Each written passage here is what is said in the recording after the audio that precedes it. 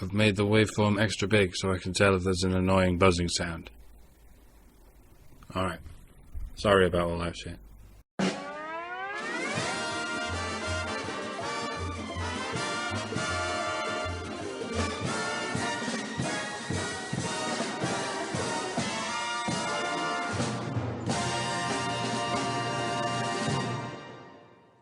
Hello, I'm Senator Claire McCaskill.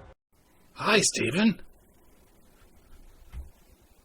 Is it really you?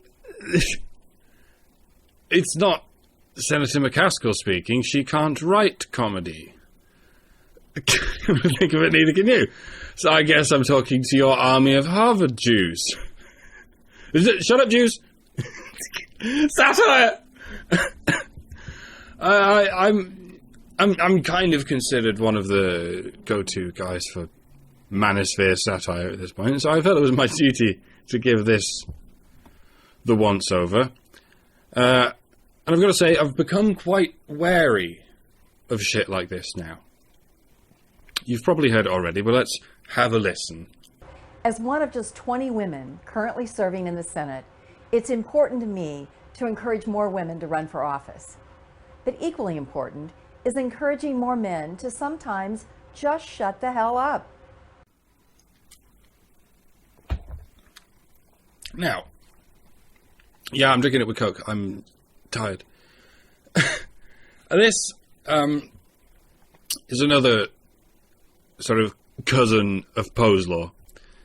You might call it Onion's law. I've found I very often can't tell the difference between feminist satire and sincere feminism, nor can I tell the difference between either of those and bait. And I don't think feminists know the difference either. That would require a sense of consequence. Shortly after I saw this video, I noticed Sargon did a response to it, and I thought, oh shit, Sargon, be super careful here. Don't let this be your Elam moment. Jezebel, once upon a couple of years ago, published a just shamelessly sadistic article showcasing women and the men they love to domestically abuse, basically. And Paul Elam wrote a satirical response article to it about bash a violent bitch month and so on. Years later, and that's still one of feminism's favourite thought-terminating cliches. You want due process for men? Hell no, that's men's rights advocacy. And men's rights advocacy is what people who write articles about bashing bitches do.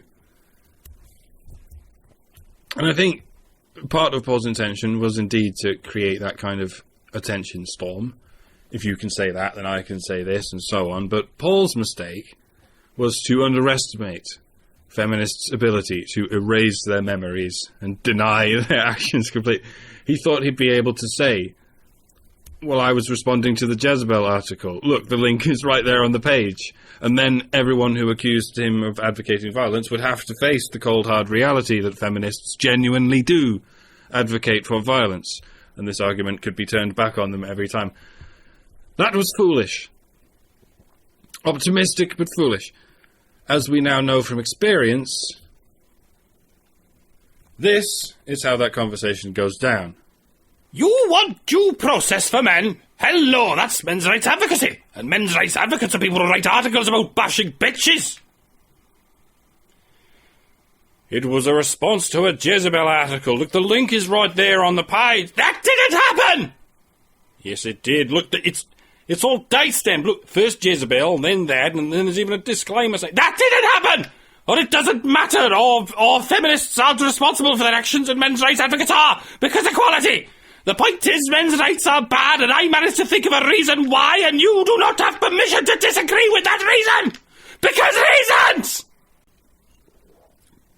Actually, fuck it, let's just shorten this to its most basic stages. This is every feminist argument ever. Men are shit! Women are shit too. Misogynist! It's the only argument they've ever had. And it's the only argument they're ever going to have. I mean, the punishment that follows for being a misogynist will change with the wind, but the stages leading up to it will remain the same, as they are with any other flavour of moral bully. That 3-step process. Step 1. Say a bunch of overtly hateful things. Step 2. Wait for someone to respond in kind, sincerely or otherwise. Step 3. Dump all memories of Step 1. Delete all. Empty recycle bin, clean temp files, format hard drive, and throw the entire computer out of a speeding limousine. Job done. Your opponent is now responsible for the big fucking bang. And it's the only argument they're capable of having with regard to their dogma. Their dogma exists in this world because they are capable of having that argument over and over and over again until they have ended civilization or we have defeated the virus. This might be another reason I'm drawn to the anti-feminist bend, because as a satirist, I enjoy this challenge. These are people who will spontaneously forget how satire works at any level whenever their opponent is speaking, and they will do this for the sake of holding their opponent accountable for every spaghettified use-mention error they can ferret out of their ass. And then, when it's their turn to speak, they suddenly magically remember how satire works, and that it excuses them from every blatantly hateful piece of shit they spew. And so, when I saw Senator McCaskill's little skit here, I could see exactly where it was going. I can see the headlines now. Internet hate mob descends on Claire McCaskill for absolutely no conceivable reason. So, of course, when I saw the thumbnail for Sargon's response, I thought, do not fuck this up, Sargon. And he didn't. He made the classical laconic response. When satirically told to shut up, the response is, of course, no, you. He didn't go all guns a-blazing like Paul Elam. He took the soft, obviously comically patronising angle. Even if they don't get the joke, the worst thing they can call you is condescending and benevolent and sexism, whatever. If you find a subtle way to do it, and you happen to have a rather beautiful voice, it can be funny to tell women to shut up, even as a standalone joke. And it's because everyone knows that telling women to shut up is something you're not allowed to do. Telling women to shut up is generally considered a regressive and harmful thing to do. It's funny in the same way racist jokes are funny. It's naughty. You're not allowed to do that, and everyone knows it. But telling men to shut up is slightly different for a lot of people.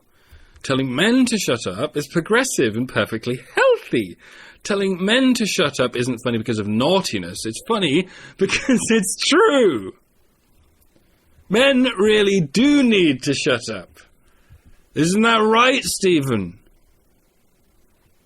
Isn't that right, army of Harvard Jews? But of course, it all depends on who you're talking to now, doesn't it? So I thought I'd take the opportunity to warn any of my fellow videographers to approach this video with caution. Some of you may react to it non-satirically, straightforwardly, and reasonably emotionally. And you're in danger of falling right into the trap. And there's more than one layer to this trap. Even if you do get anyone to admit that Senator McCaskill made the first move, even if you can get them to remember step 1, even if you can rescue the mangled hard drive from the side of the freeway and somehow retrieve the file, they still have a backup plan. And it's this: we're just being satirical and you're not.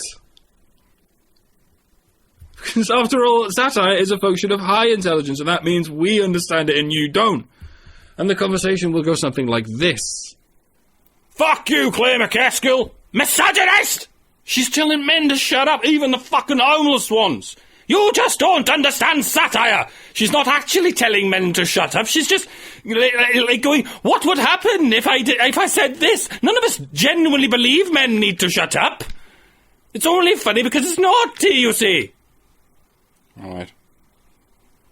Yeah, stop emotionally overreacting or we'll throw you in prison.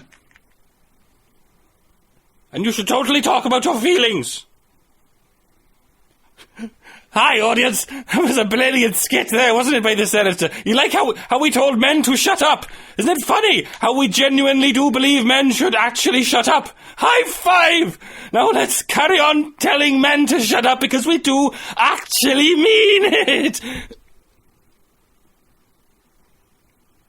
You're an idiot! We don't actually think that. It's funny because it's not true! Misogynist! It's totally funny because it's true.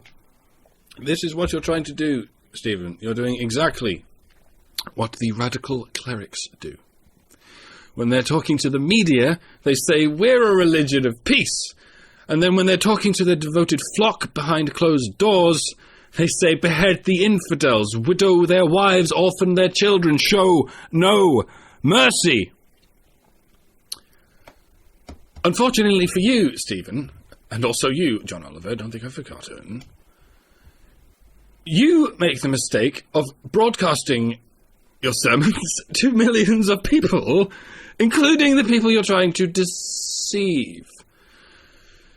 You can't keep pretending one thing while admitting to the other. We can hear this shit now.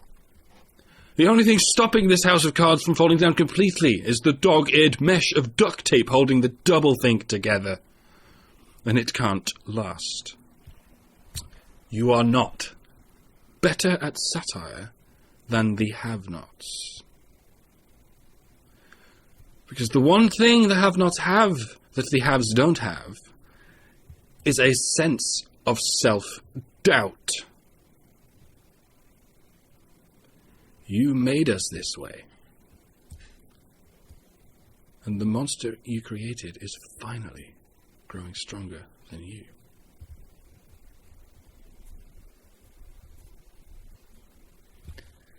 And if you fight us in the arena of flames, you will lose.